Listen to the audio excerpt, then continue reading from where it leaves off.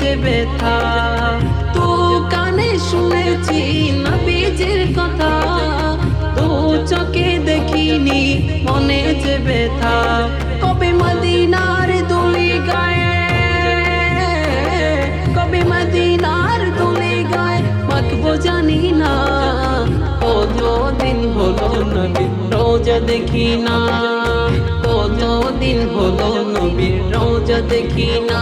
আমার মন ভালো না, আমার দিল ভালো না, কতদিন হলো নবীর রোজা দেখি না, কতদিন হলো নবীর রোজা দেখি না।